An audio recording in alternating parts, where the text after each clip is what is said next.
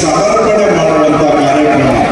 ಅಂದ್ರೆ ಸಾಮಾನ್ಯವಾಗಿ ವಿತರಣೆ ಅಂತ ಹೇಳ್ತೇವೆ, ವಿತರಣೆ ಸವಲತ್ತುಗಳ ವಿತರಣೆ ಅಂತ ಹೇಳ್ತೇವೆ.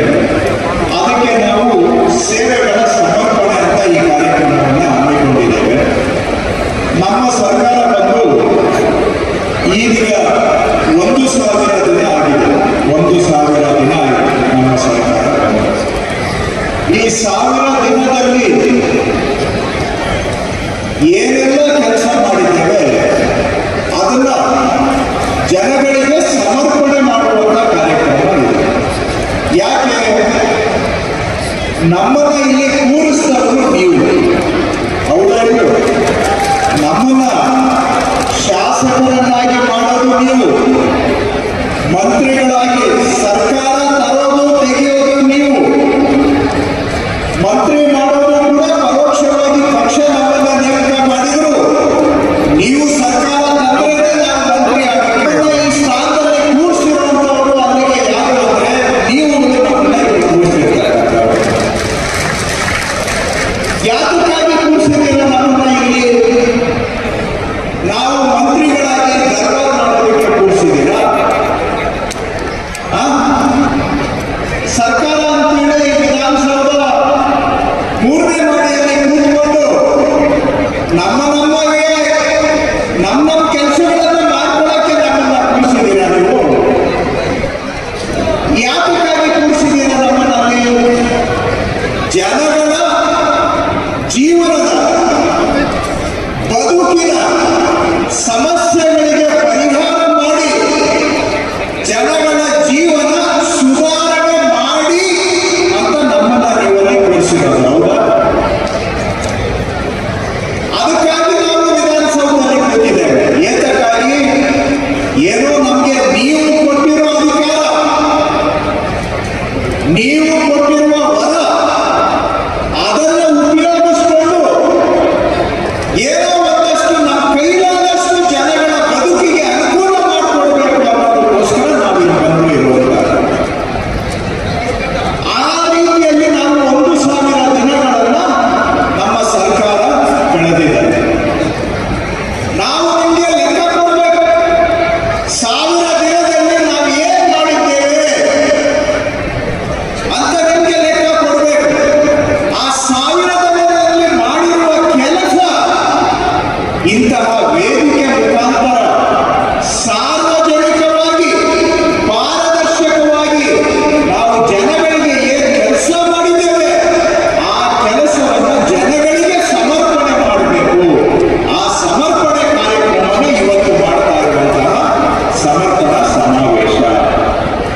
ನಮ್ಮ ಇಲಾಖೆಯಲ್ಲಿ ನಾವು ಏನೇನು ಕೆಲಸ ಮಾಡಿದ್ದೇವೆ, ಈಗ ಈ ಜಿಲ್ಲೆಯಲ್ಲಿ ತಗೊಳ್ಳೋದಾದ್ರೆ ಇವತ್ತು ಸುಮಾರು 3,000 ಕುಟುಂಬಗಳಿಗೆ ಯಾವುದೋ ಕಾಲದಲ್ಲಿ ಬಹುಶಃ ಇಲ್ಲಿ ಕೂತಿದ್ದಾರೆ, ಅವರ ತಾತನ ಕಾಲದಲ್ಲಿ ಮಂಜೂರಾಗಿದ್ದಂತ ಸರ್ಕಾರದ ಜಮೀನಿಗೆ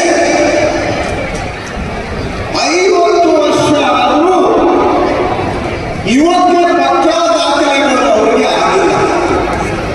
ಆಗಿದವ ಎಲ್ಲರೂ? ಯಾರಿಗೆ ಸರ್ಕಾರದಿಂದ ಜಮೀನು ಮಂಜೂರಾಗಿತ್ತು ಅವರೆಲ್ಲರಿಗೂ ಪಕ್ಕಾ ದಾಖಲೆಗಳು ಆಗಿದವ? ಎಲ್ಲ ಪಿ ನಂಬರ್ಗಳಲ್ಲೇ ಇದ್ದಾವೆ, ಹೌದಾ? ಪಿ ನಂಬರ್ಗಳಲ್ಲಿ ಇದ್ದಾವೆ ಅಂದ್ರೆ ಕೋಡಿ ಆಗಿಲ್ಲ, ಸರ್ವೆ ಸ್ಕೆಚ್ ಆಗಿಲ್ಲ, ಹೊಸ ನಂಬರ್ ಬಂದಿಲ್ಲ, ಹೊಸ RTC ಕೂಡ ಬಂದಿಲ್ಲ. ಎಷ್ಟು ವರ್ಷದಿಂದ ಅವರು ಆಗಿದ್ದಾರೆ?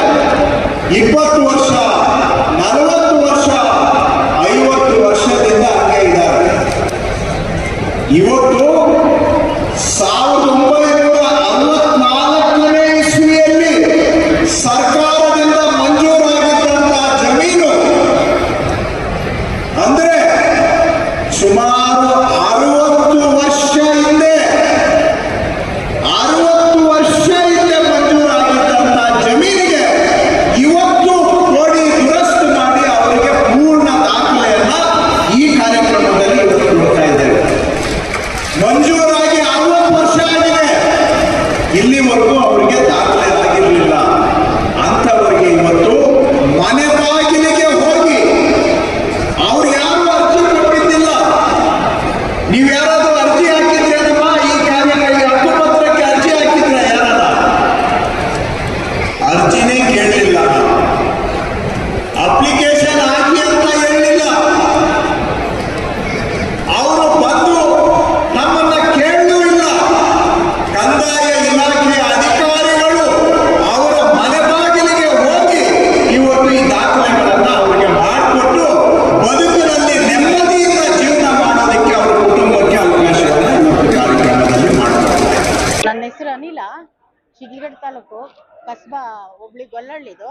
Survey number 94 22 2019 form number 57 ಹಾಕೊಂಡಿದ್ವಿ.